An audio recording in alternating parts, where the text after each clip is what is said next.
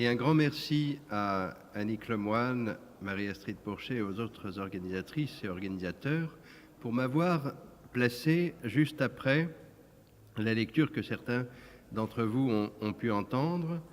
Et je vous prie de m'excuser de ne pas lire aussi bien que Louise Saillard, mais je vais m'efforcer malgré tout de prendre sa suite.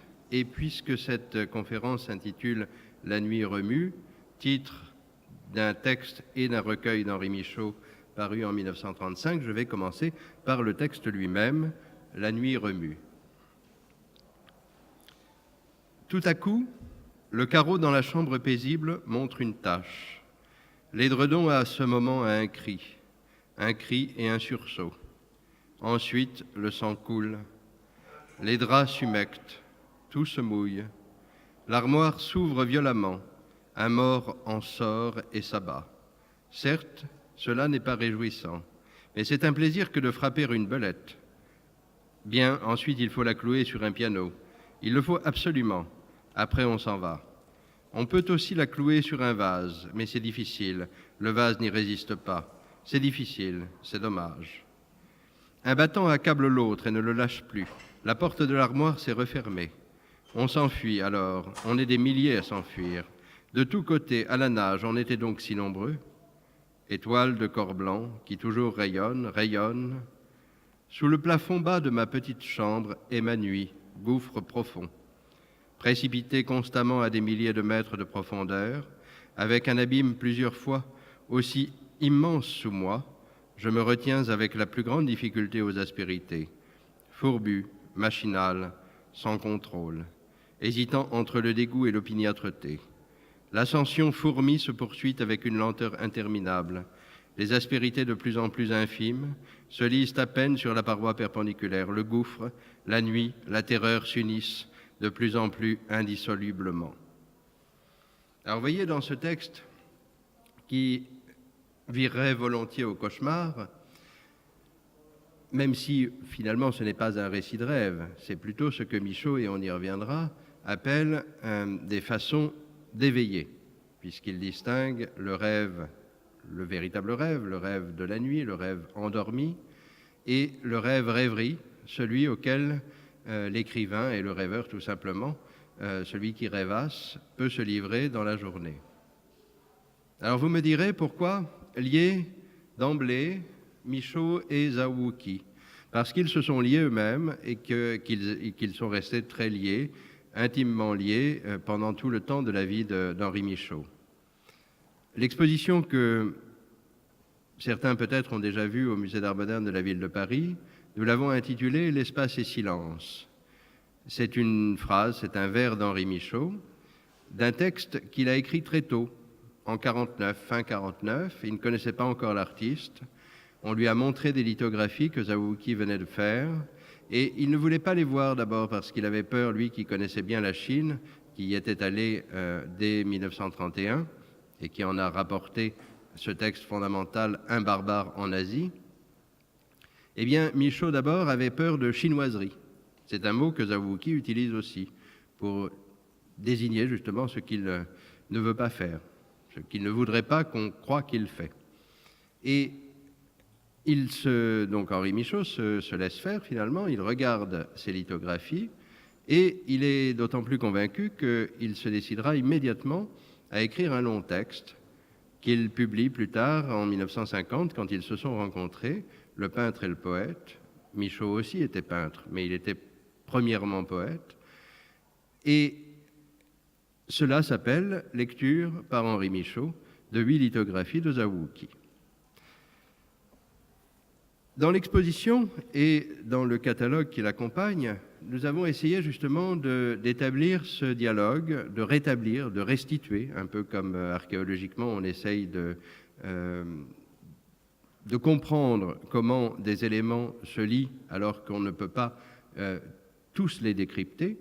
Et finalement, ce dialogue qui existe entre Zawuki et Michaud, eh bien, j'ai l'impression, en tout cas c'est un petit peu ce que Éric Verhagen et moi avons essayé de faire et ce à quoi je me suis concentré dans le catalogue de cette exposition, je crois qu'on peut arriver à le restituer à travers les propos des autres, de ceux qui les ont connus l'un et l'autre, mais aussi de ce que leurs textes, alors plus nombreux évidemment chez Michaud que chez Zawuki, c'est pourquoi pendant une heure c'est plutôt Michaud que vous allez entendre et c'est plutôt Zawuki que vous allez voir. Mais parfois Zawuki parle. Il parle aussi à travers les mots qu'a recueillis son épouse Françoise Marquet, qui a publié avec lui en 1988 un texte au nom étrange mais très symbolique qui s'appelle tout simplement Autoportrait.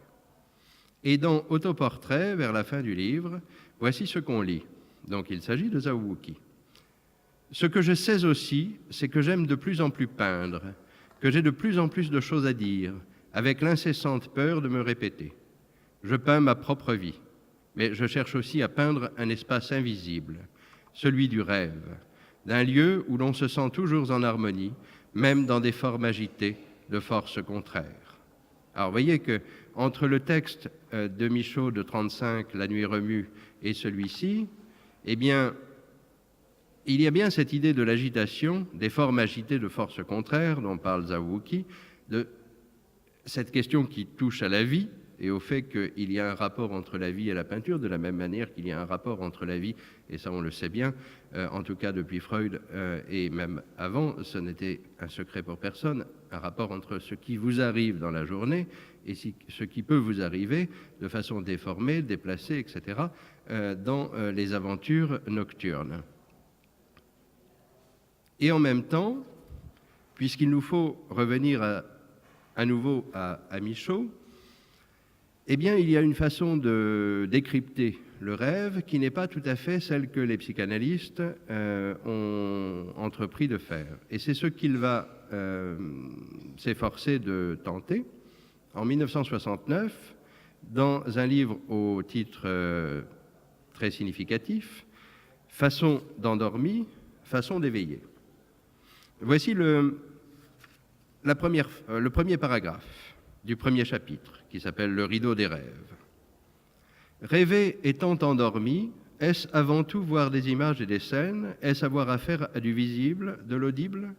Pour moi, de tout temps, si j'accepte une lointaine époque, vers l'âge de 6 ans, où je subis des cauchemars, mes rêves furent pâles, sans couleur.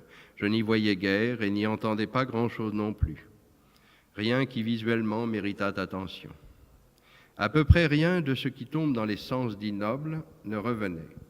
J'y revivais, dans l'obscur et le silence, certaines impressions, des malaises, des ennuis, abstraits de leur sujet, comme de leur entourage, passaient en moi, en nuages de sensations, en passages qui se répétaient. Dès lors, qu'en dire? Cela ne passerait pas. C'est tout pour soi, cela.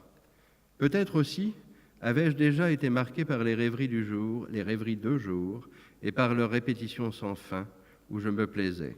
Aussi ne suis-je pas homme à pouvoir parler excellemment des rêves après tant d'autres, de par le monde, qui en ont eu de forts et de mémorables. En ce domaine, ce que je ferai, c'est du travail de cancre. Alors voilà, c'est ça l'introduction. Je vais y revenir. En fait, quand Zawuki dit dans ce texte de l'autoportrait que ce qu'il veut, c'est finalement reproduire, ou plutôt suivre ses rêves. Je recherche la phrase. Je peins ma propre vie, mais je cherche aussi à peindre un espace invisible, celui du rêve, d'un lieu où l'on se sent toujours en harmonie, même dans des formes agitées de forces contraires. Eh bien, comme il est toujours très difficile de parler de la peinture abstraite, parce que, par définition, elle n'est pas représentative, finalement, nous pouvons essayer de l'interroger avec les mots mêmes du peintre ou de ceux qui l'ont approché. Quand nous regardons ce tableau qui est peint en 1973, donc pas très très longtemps après le passage d'Henri Michaud que je vous ai lu, eh bien, vous avez peut-être au fond, mais peut-être que c'est moi qui ajoute ces notions-là, parce que ça m'est pratique dans cette conférence, mais peut-être malgré tout que nous avons bien cette notion d'équilibre, d'harmonie. Vous voyez ces grandes masses en même temps très fluides. C'est une période où Zawuki a repris la peinture traditionnelle chinoise, c'est-à-dire l'encre de Chine. Et donc, même si ici vous n'avez que de l'huile et du pigment et aussi de l'essence de térébenthine qui permet de la diluer, eh bien, il s'essaye, sur les instances d'ailleurs d'Henri Michaux, à revenir à une expression beaucoup plus liquide, donc beaucoup plus proche de ce qu'on pourrait appeler la calligraphie. Il n'est pas hostile d'ailleurs à ce qu'on considère sa peinture comme une peinture calligraphique, alors qu'il n'aime pas, par exemple, le mot abstraction, il n'aime pas le mot paysage, il préfère le mot plus abstrait d'ailleurs, de nature. Alors, est-ce que ceci pourrait être considéré comme une peinture de rêve? Non, bien sûr, évidemment. D'autant plus que quand on s'attarde à la notion de paysage, vous savez qu'on a parlé dans les années où Zawuki commence à peindre, parfois de paysagisme abstrait, en même temps que d'abstraction lyrique. Ces mots peuvent être critiqués, ils sont forcément réducteurs, et en même temps, il faut bien essayer de donner non pas des interprétations, mais au moins des ensembles qui englobent. Eh bien, quand nous parlons d'un paysage mental, nous aimerions bien voir un paysage lui-même. C'est ce que d'ailleurs les surréalistes avaient fait, c'est ce que André Breton avait demandé que les peintres surréalistes fassent. Je n'ai pas apporté ici, parce que c'est très loin de notre sujet, d'image de Giorgio de Chirico, mais vous voyez bien que lorsque Breton et ses camarades ont découvert la peinture de Chirico à partir des années du milieu de la première décennie du siècle, 1913-1914, ils découvrent un petit peu plus tard, eh bien à ce moment-là, ils ont l'impression que, voilà, c'est cela que doit être la peinture. C'est cela un véritable paysage de rêve. Mais les paysages de la peinture métaphysique de Chirico se répètent, et d'ailleurs, Zawuki nous a dit « J'espère ne pas me répéter, même si je suis le flux de la vie ».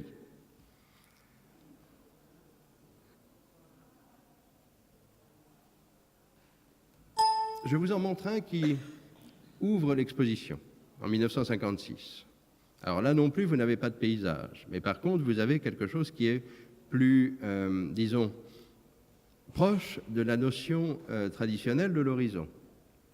Et son titre, qui pourrait être d'ailleurs d'Henri Michaux. J'ai demandé à Micheline Fankim, qui a partagé de nombreuses années avec Michaux, si cela pouvait être un titre que le poète avait donné à Zawuki. Elle m'a dit non, enfin, plus exactement, elle m'a dit qu'elle n'en savait rien, mais que cela se pouvait.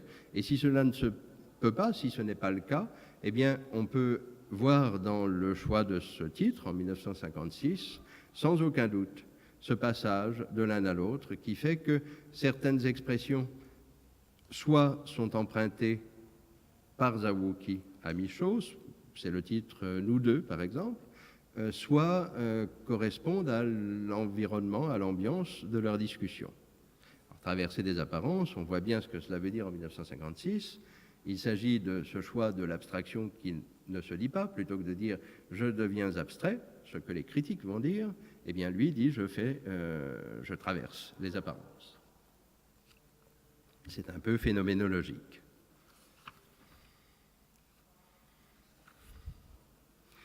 Je reviens à Michaux et je vais vous donner un exemple des rêves commentés, qui sont dans façon d'endormi, façon d'éveillé. Quoique généralement terne en mes rêves, dernièrement dans l'un, j'étais lion. Rêve où, du reste, je trouvais la situation tellement naturelle que si je ne m'étais levé pour empêcher une persienne de le battre, j'eusse continué à n'y voir rien d'étrange.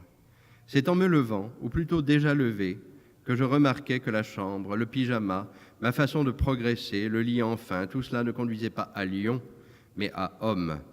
Un homme qu'en plusieurs façons, sans m'en rendre compte, j'étais demeuré. Et c'est comme tel que je dus, comme tant d'autres fois, me recoucher et achever ma nuit. Mais j'avais été lion. Je venais d'être lion, quand la fenêtre, etc. Commentaire. Si je ne m'abuse, ce qui m'avait amené là, c'était que dans la journée, une émotion m'était venue qui m'avait haussé au-dessus de moi-même.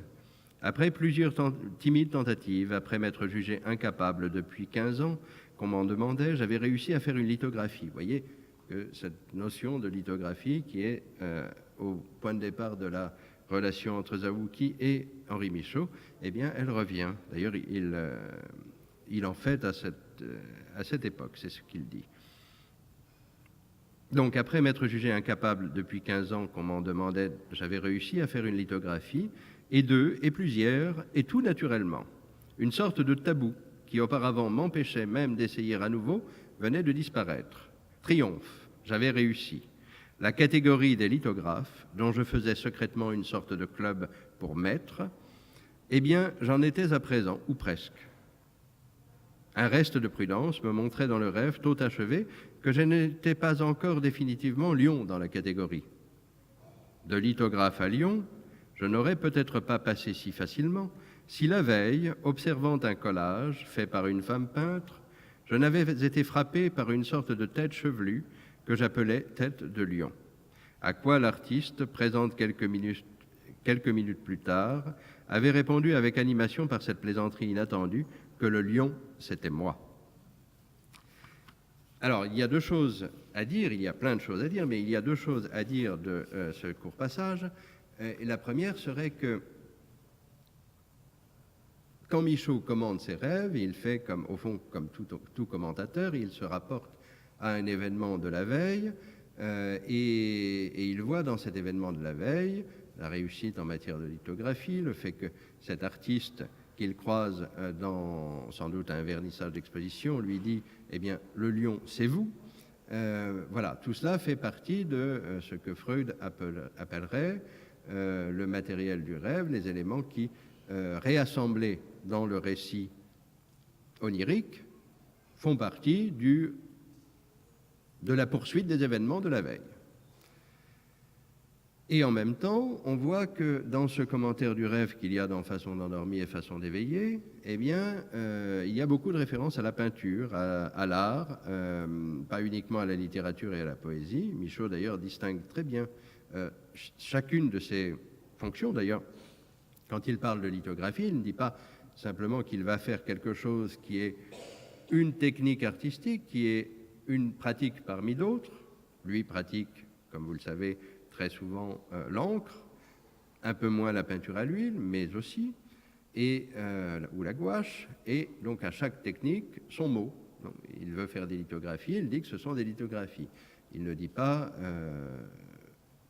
aujourd'hui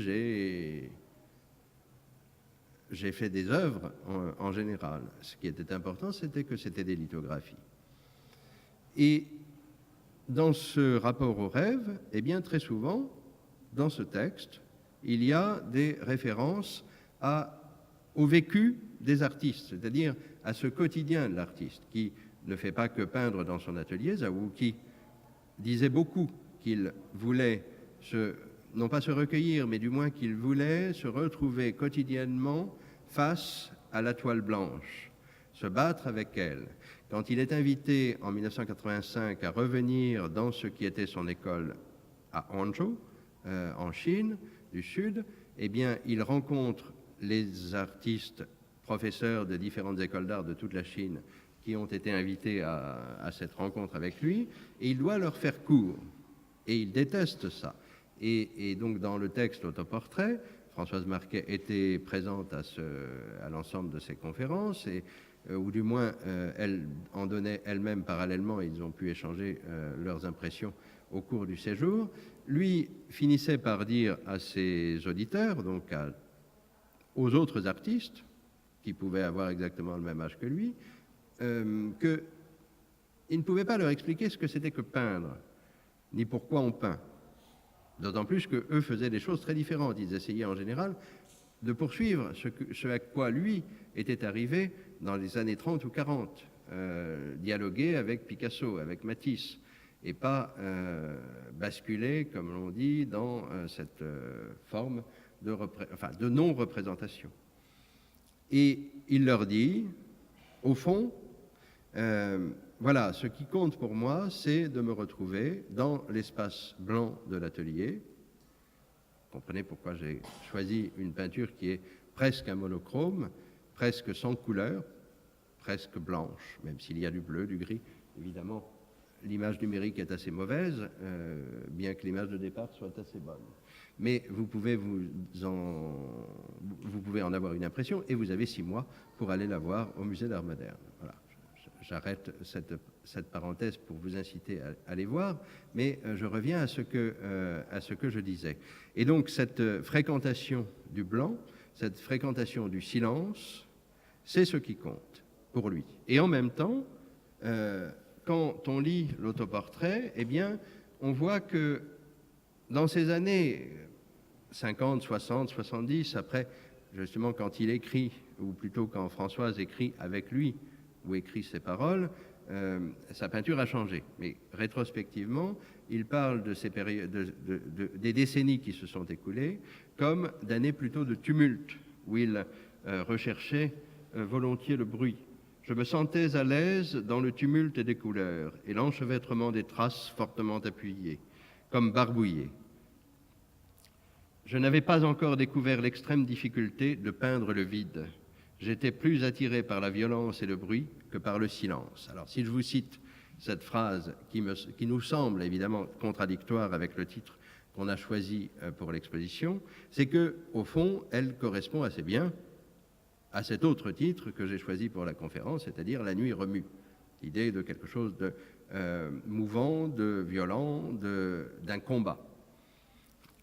Et d'ailleurs, le mot combat existe dans les paroles de Zawuki. Il dit, et cette grande peinture de 1966 que nous exposons est assez en accord avec ce que je vais vous lire. Les grandes surfaces me demandaient de me battre avec l'espace. Je devais impérativement remplir cette surface, la faire vivre et me donner à elle. Je cherchais le mouvement, sa lenteur lancinante ou sa fulgurance. Et chercher le mouvement, on le voit bien ici, chercher à occuper l'espace, c'est un triptyque, c'est même le premier triptyque. Il réalise un certain nombre d'œuvres un peu plus tard, d'un seul tenant, comme celle-ci de 1972, qui est au Musée national d'art moderne, qui est peint en mémoire de Mai, sa seconde épouse, qui vient de mourir au moment où il l'a peint. Eh bien, à certains moments, donc, il emploie au contraire le principe traditionnel du polyptyque, traditionnel pour la peinture occidentale et l'art religieux, traditionnel et aussi pour l'art oriental sous l'angle sous la forme du paravent.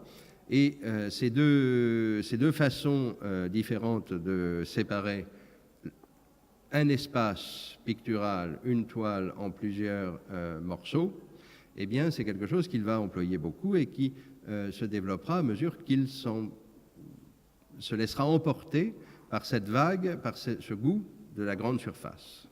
Et si je vous montre tout cela après que nous avons lu un texte d'Henri Michaud qui nous dit j'étais lion en rêve, eh bien vous voyez bien ce que cela a à voir avec cette forme de peinture héroïque. J'utilise le mot avec réticence, mais je l'utilise aussi parce que cela évoque un autre texte que j'ai cité d'ailleurs dans l'article que j'ai donné pour le catalogue et qui parle de combat, justement, mais d'un combat un peu ironique.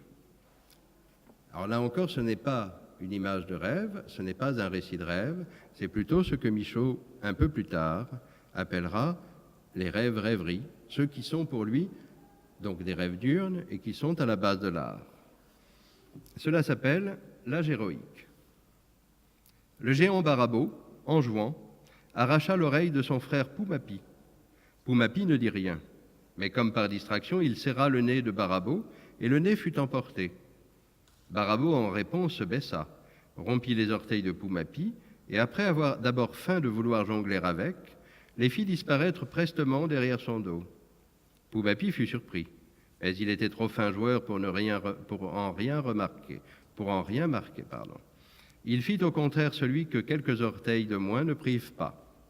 Cependant, par esprit de riposte, il faucha une fesse de Barabeau. Barabeau, on peut le croire, tenait à ses fesses, à l'une comme à l'autre. Cependant, il dissimula son sentiment et, reprenant tout de suite la lutte, arracha avec une grande cruauté unie à une grande force la mâchoire inférieure de Poumapi. Poumapi fut désagréablement surpris. Mais il n'y avait rien à dire, le coup était franc. Il avait été exécuté en face, sans tricherie aucune. Poumapi essaya même de sourire. Ce fut dur, oh, ce fut dur. L'extérieur ne s'y prêtait pas, l'intérieur non plus.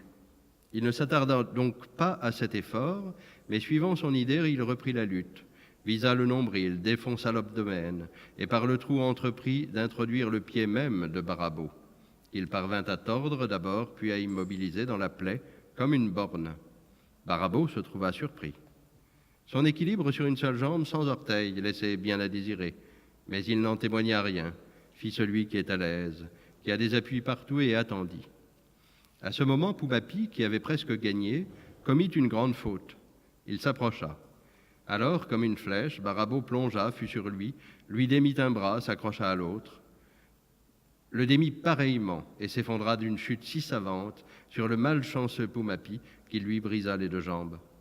Couchés corps à corps, pareillement exténués et accablés de souffrance, Poumapi et Barabeau essayaient vainement de s'étrangler. Le pouce de Poumapi était bien appliqué au cou, mais les forces pour serrer efficacement lui manquaient. Les mains de Barabeau étaient encore assez nerveuses, mais la prise était mauvaise et il serrait inutilement le cou de Poumapi. Devant ce comble de circonstances adverses, le cœur des deux frères faillit. Ils se regardèrent quelques instants avec une grandissante indifférence, puis, se retournant chacun de leur côté, s'évanouirent. La lutte était terminée, du moins pour aujourd'hui. Alors, ce texte, il est assez typique des textes de Michau.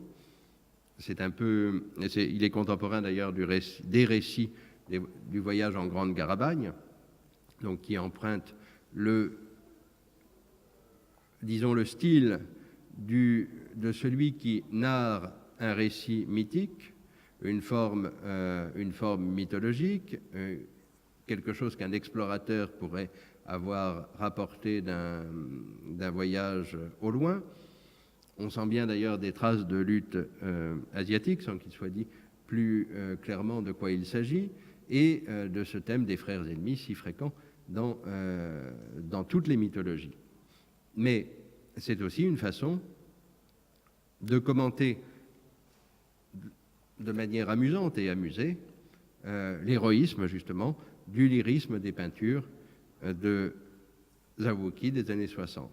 Puisque, au fond, ce que l'on sait de Michau, c'est qu'on ne sait pas exactement ce qu'ils se disaient quand ils se parlaient tout le temps, ils s'appelaient au téléphone quand ils ne se voyaient pas, ils allaient au concert ensemble, mais ce que l'on sait, c'est qu'ils riaient beaucoup ensemble et qu'ils allaient au cinéma. Car l'art est une chose sérieuse, mais en même temps quelque chose dont on peut très volontiers rire.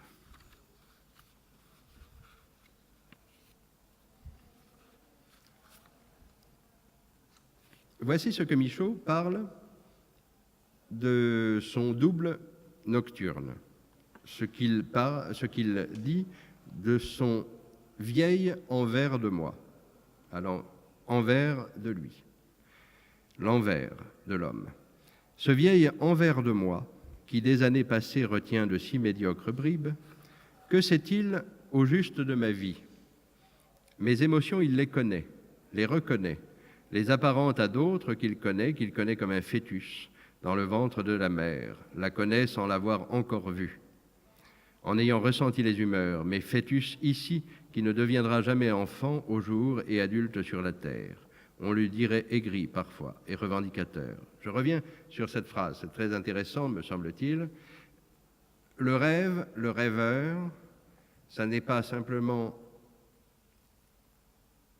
un autre état de la conscience de celui qui n'est plus dans l'état de veille, donc qui n'est plus au courant de ce qui se passe autour de lui, mais c'est un état qui est un double de lui et qui en même temps a cette parenté avec ce qu'a été l'homme qui rêve ou qui ne rêve pas, ce qu'il a été par le passé, c'est-à-dire le fœtus dans le ventre de la mère. Il a une connaissance de l'environnement immédiate, mais qui n'est pas celle que nous avons quand nous regardons, par exemple, le cadre dans lequel nous sommes. Si vous permettez, je relis ce que Michaud dit. Mes émotions, il les connaît, celui qu'il appelle ce vieil envers de moi. Mes émotions, il les connaît, les reconnaît, les apparente à d'autres qu'il connaît comme un fœtus dans le ventre de la mère, la connaît sa mère, sans l'avoir encore vue, en ayant ressenti les humeurs, mais fœtus ici, qui ne deviendra jamais enfant au jour et adulte sur la terre. C'est-à-dire que c'est comme s'il restait cette part préparatoire de l'individu qui aurait continué à vivre dans son état fœtal, dans son état non advenu, non abouti, non conscient, et en même temps qui est un état en tant que tel, en soi. Et de sorte que finalement, pendant la nuit, eh bien, pendant l'état de rêve, le sommeil, c'est ce fœtus qui réapparaît. Michaud continue. Quoique je sois depuis des dizaines d'années occupé d'art, il ne me connaît pas comme tel et n'y trouve aucun intérêt. Quand il dit « il », c'est cet autre, l'envers de moi. Et là, en même temps, Michaud se moque justement de cette activité mondaine. Il ne parle pas uniquement de la poésie, de la peinture, de ce que lui-même crée et de ce qu'il voit les autres créer, mais de toute l'activité quotidienne du peintre, de l'homme de lettres, qui se trouve inévitablement associé à des rencontres plus ou moins organisées, plus ou moins obligatoires, des obligations, des vernissages, des discours que l'on écoute, etc. Et évidemment, l'autre, celui qui parle dans son dos, celui qui parle de nuit, eh bien, il se moque de tout ça. Et ce que Michaud puise dans sa façon d'écrire, dans sa prose, parce que quand nous disons poésie, en réalité, souvent, comme ici, ce sont des textes discursifs, ou ce sont des textes écrits sans vocation poétique, ce sont des récits, tout simplement. Eh bien, il puise justement à cette source-là, celle qui est l'autre, le double de soi. On pourrait se dire que peut-être que Zawuki fait pareil, que peut-être que tout artiste fait pareil, et que peut-être que le dialogue dont nous ne savons pas grand-chose entre Zawuki et Henri Michaud, eh bien, tire de cette expérience commune d'une part de rêve, parce que c'est bien Zawuki qui le dit dans le texte que je vous ai lu au début, je peins ma vie, je suis à la poursuite de cet état invisible qui est un état de rêve, dont celui-ci est peut-être l'une des expressions. Je reviens à Michaud. Quoique je sois depuis des dizaines d'années occupé d'art, il ne me connaît pas comme tel et n'y trouve aucun intérêt. Il n'est autant dire jamais question de vie artistique ou de littérature dans mes rêves.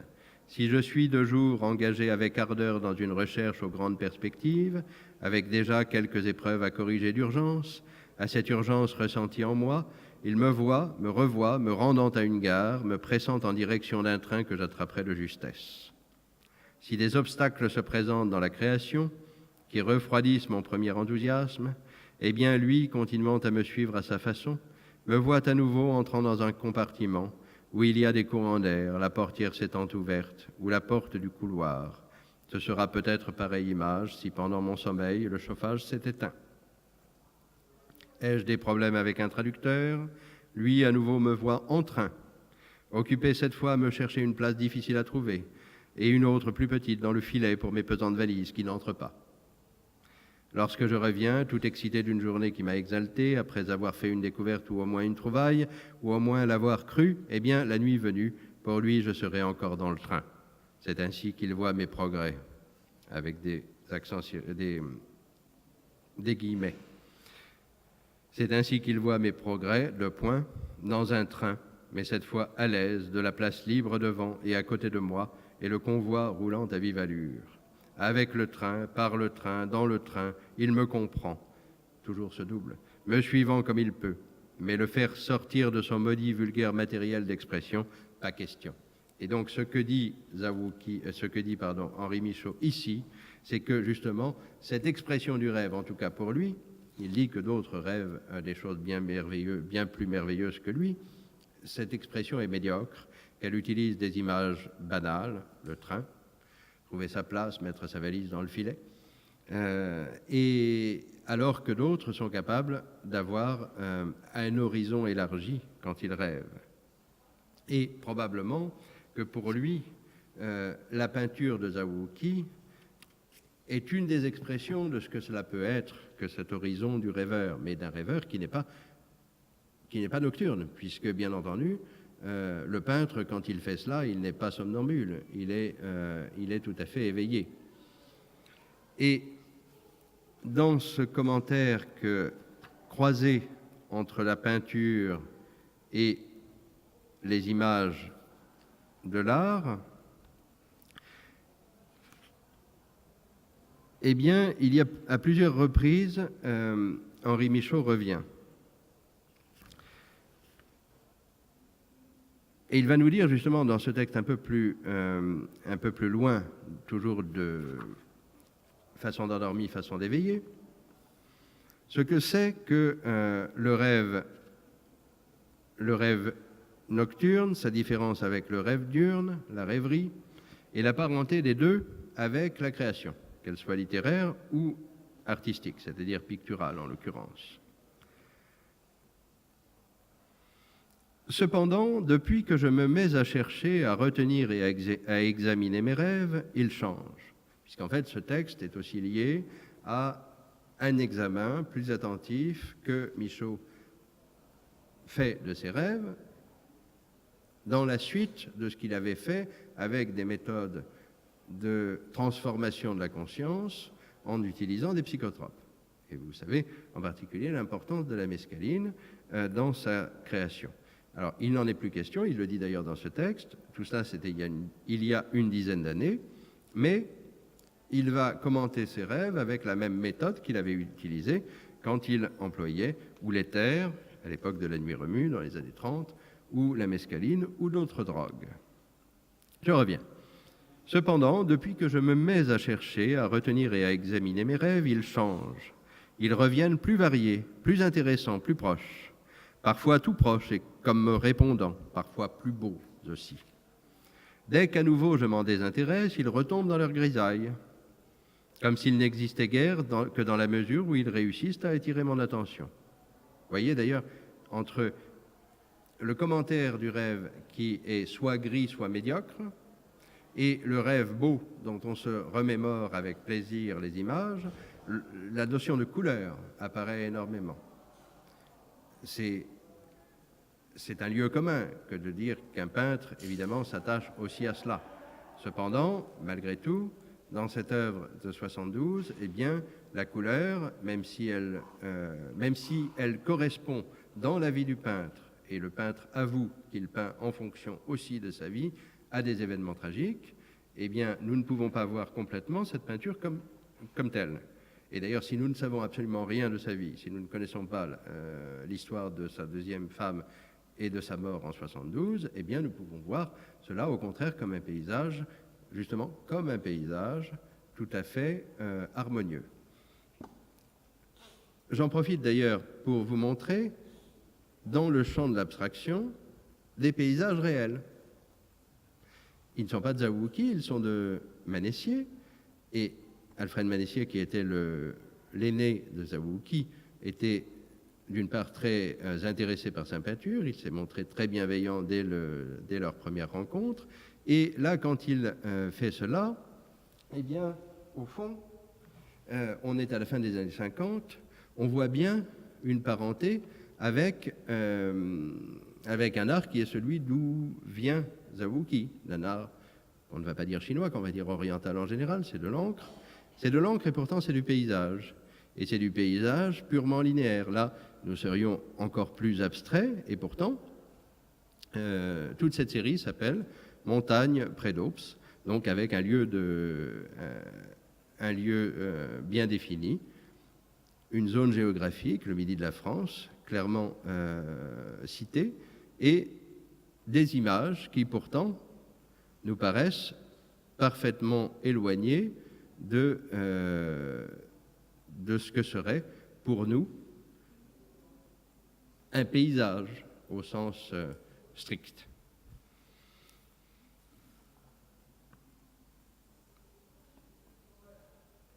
Mais par contre, dans un cas comme dans l'autre, il ne s'agit pas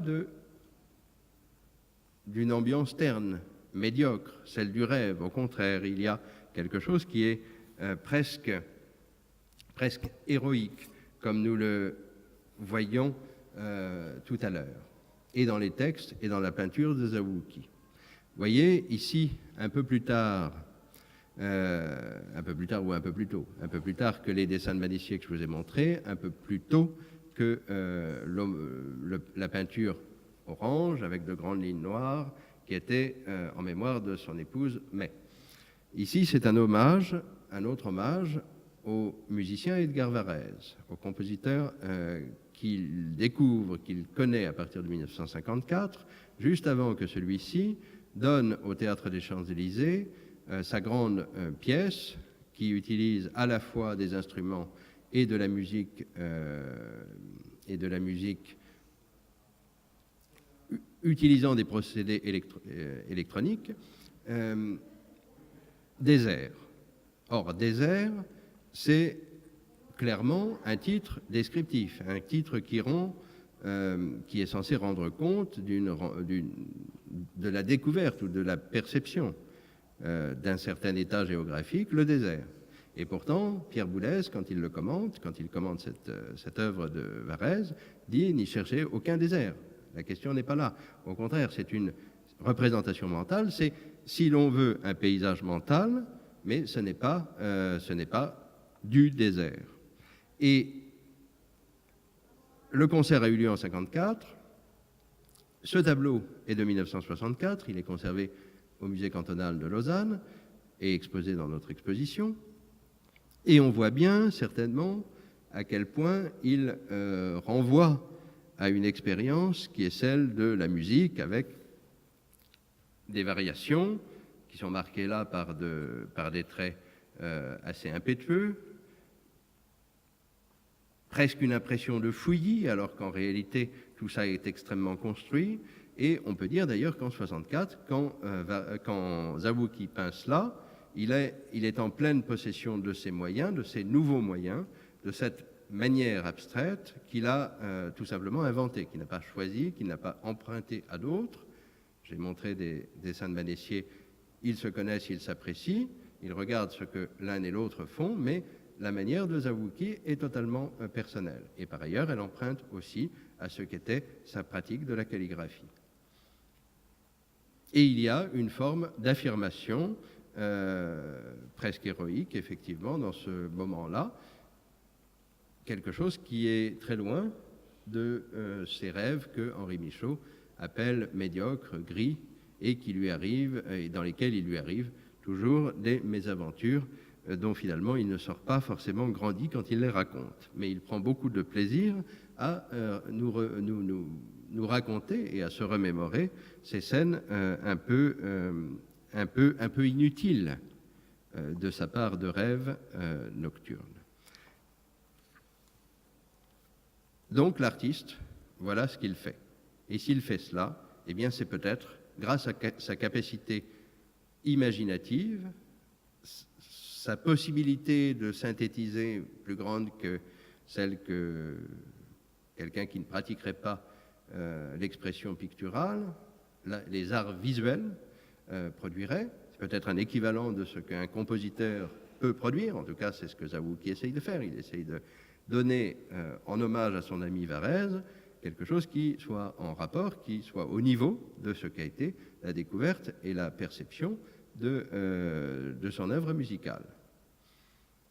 Mais où tire-t-il cette énergie? D'où tire-t-il ces images non représentatives? Eh bien, voici ce qu'en dit Michaud. Je reviens donc au passage que je citais tout à l'heure. Dès qu'à nouveau je m'en désintéresse de mes rêves, ils retombent dans leur grisaille, comme s'ils n'existaient guère que dans la mesure où ils réussissent à attirer mon attention. Sinon stagnants, radoteurs, ils ont peu à communiquer. On dirait que mon rêveur s'ennuie si je ne participe pas, au moins par examen subséquent. Il me faut donc les rêves, les découvrir afin que les suivants s'animent, cessent de montrer indéfiniment leur arriéré, et se rapprochent et se renouvellent.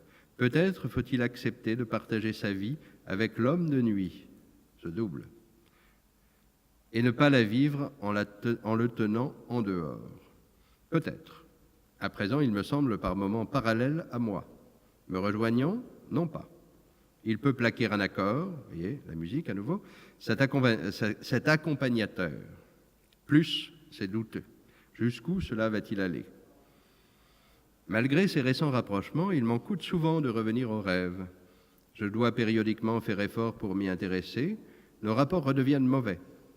Un jeune écrivain, depuis quelques années attentif examinateur de ses rêves, lesquels pour son bonheur sont vivants, lumineux, clairs et mémorables, homme par nature tourné vers son passé, vers les choses du passé, et peut-être par voie de conséquence vers l'histoire et les biographies. On voit le côté ironique, il ne dit pas de qui il s'agit, mais tout ça est un peu moqueur. Donc, homme par nature tourné vers son passé, vers les choses du passé, et peut-être par voie de conséquence vers l'histoire et les biographies. Comme je lui disais, ma contrariété de n'avoir que des rêves pauvre base d'études, me fit remarquer que, tendu vers l'avenir, me détournant à mesure de mon passé, inintéressé par mon adolescence comme par mon enfance, il était naturel qu'il n'y eût pas grand-chose dans mes rêves. Je leur avais retiré leur meilleure matière. Ils ont encore un autre ennemi en moi que le manque de disposition pour le passé. Et ils l'ont eu dès mes premières années, un ennemi intime, anormalement fort, et fort jusqu'en ces dernières années. C'est le rêve de jour, lequel de tout temps fut mon rêve, le rêve qui, sans qu'on dorme, se présente, attiré par l'indolence, le goût du laisser-aller, du laisser-venir, du balancement et du bercement de l'être. Le rêve qui se fait de jour, chez celui qui ne trouve pas que ça vaille la peine de s'éveiller complètement et de voir ce monde complètement dans son concret, son limité, son fermé, son déterminé. Les interminables absences dont pendant la journée j'avais besoin à tant de reprises, refuge d'où on me tirait à grand-peine, où je repartais dès qu'on n'avait plus l'œil sur moi, me tenaient à distance du reste. Ayant goûté cette drogue sans fin, je n'avais de goût pour rien d'autre. Jeux ou études ou parents me paraissaient insipides et ne méritant pas qu'on s'y arrête. Et au fond, dans cette référence à quelque chose qu'on a tous connu un jour ou l'autre, un sens ou un talent qu'on a plus cherché à développer les uns que les autres, et évidemment Michaud y puise l'essentiel de sa création, dans cette façon de s'absenter de l'environnement, eh bien il y a une source possible et disponible pour la création.